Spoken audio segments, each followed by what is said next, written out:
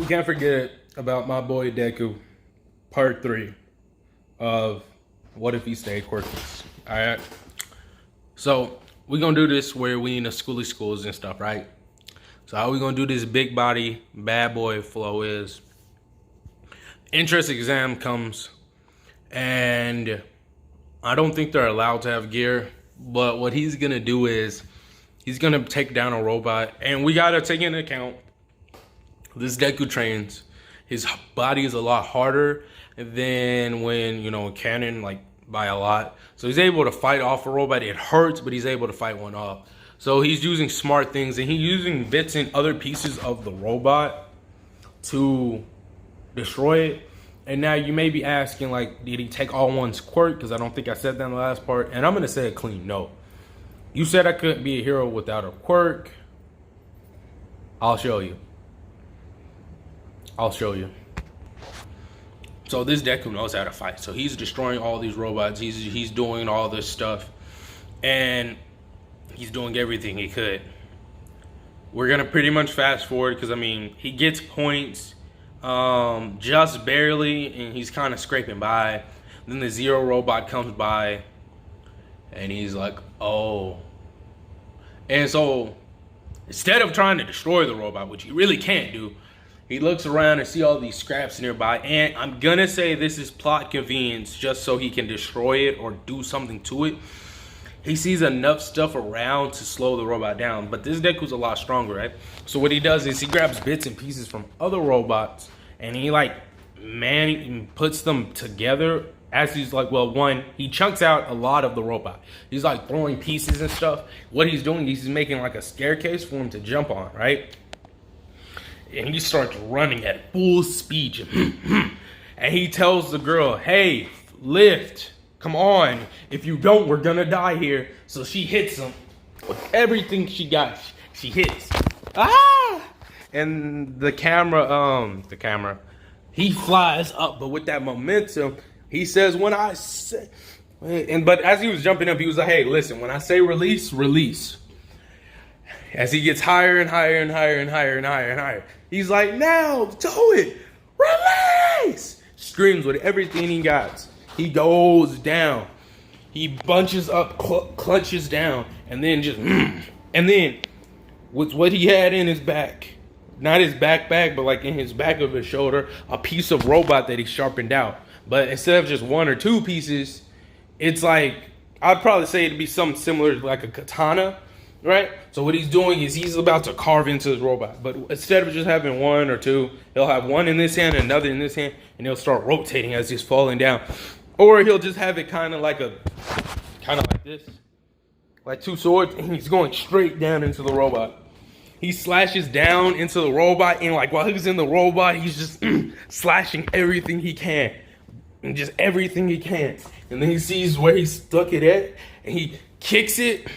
And then he was able to destroy just enough of the robot. He realized something, though. In that moment, he said, oh,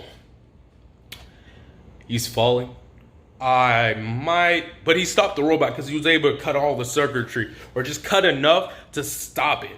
Or if worst case, slow it down. And he realized something as he's falling. I don't have a way down.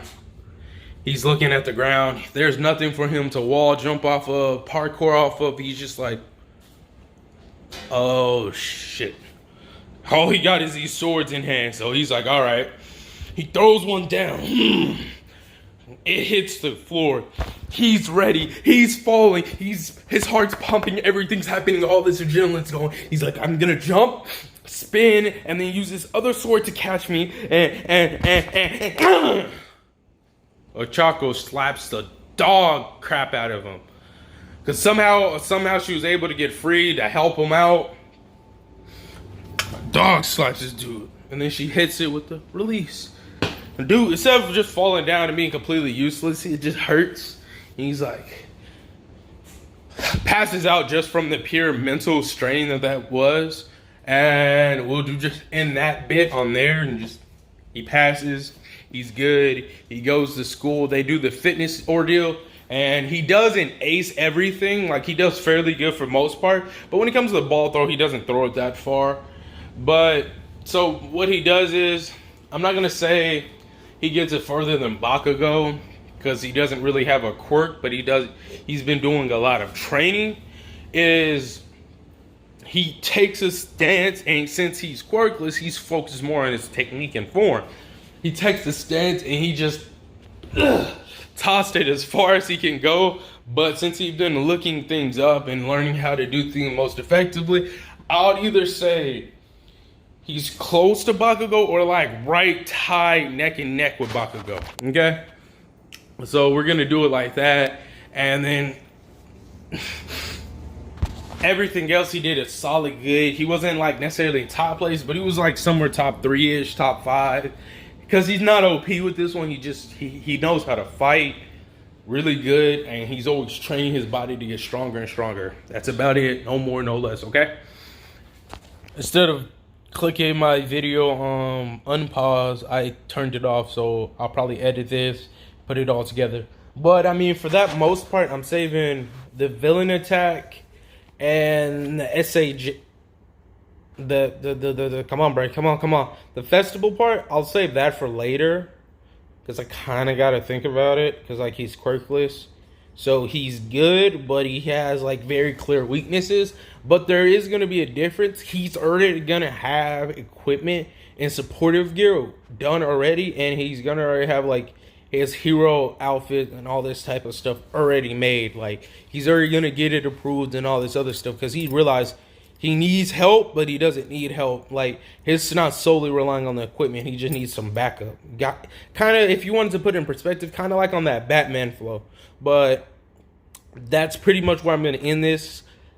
Thank you for subscribing, liking, all that good stuff. Welcome to the family, G. Love all y'all. Y'all have a good one.